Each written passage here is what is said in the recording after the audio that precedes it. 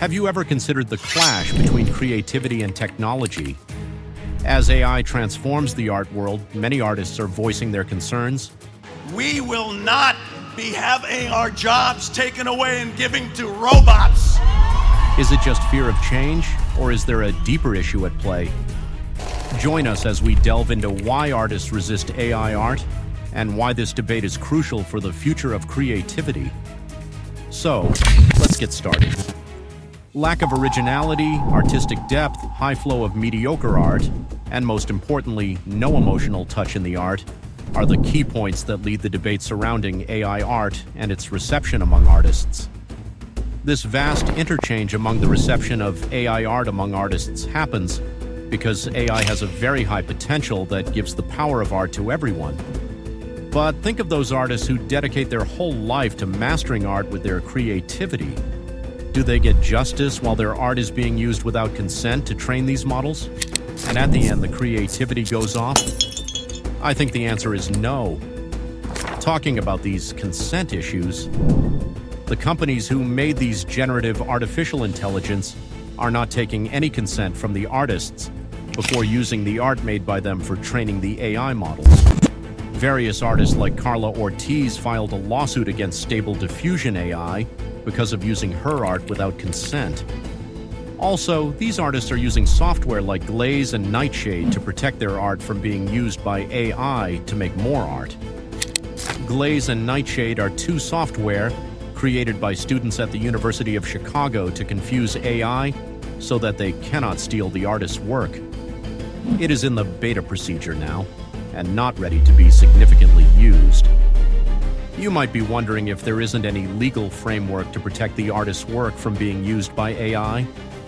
However, AI laws are still evolving, and it is not in it to this date. Why do these concerns lead artists to hate AI? We need to go deeper to understand the answer to this question.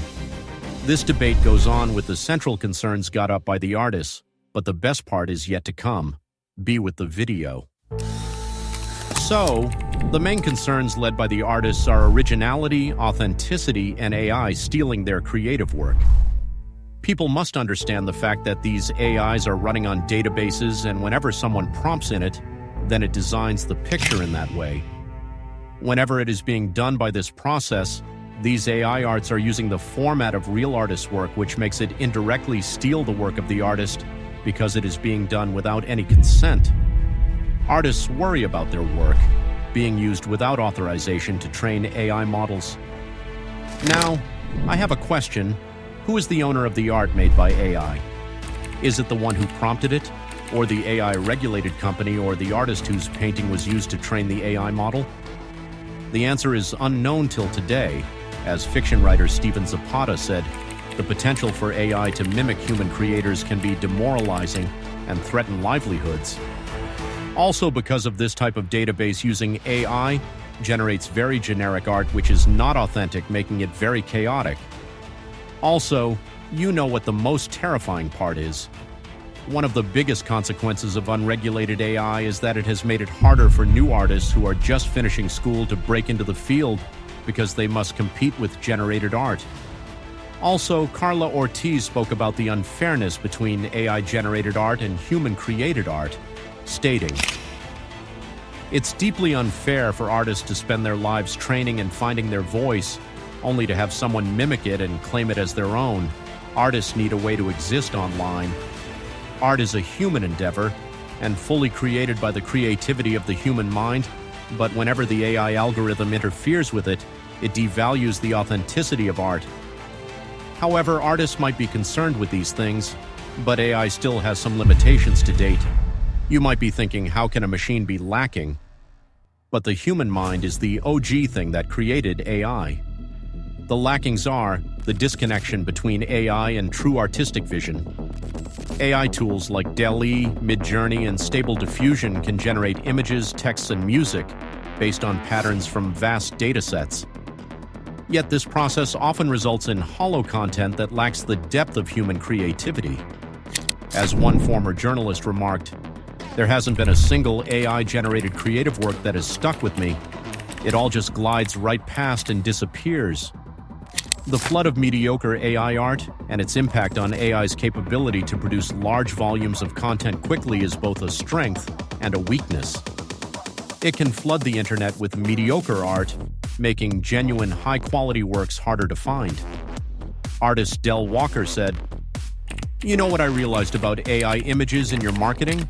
It sends out the message that you've got no budget.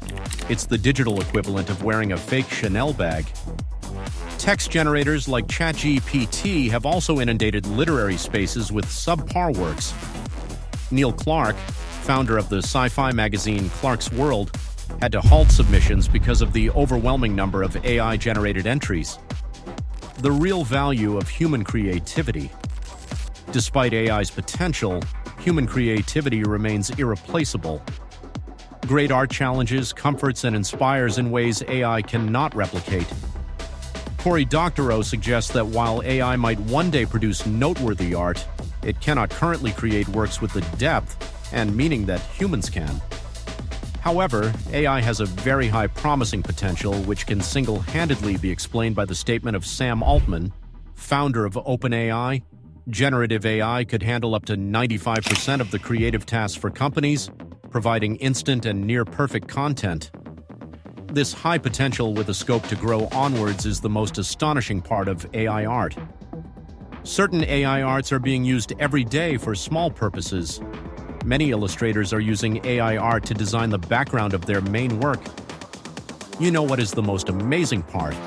The highest price paid at auction for an artwork created using artificial intelligence is $432,000, paid for a painting called Portrait of Edmond de Bellamy on 25th October 2018. The portrait was created by a type of AI called a generative adversarial network, which was set up by members of the French art collective Obvious Art.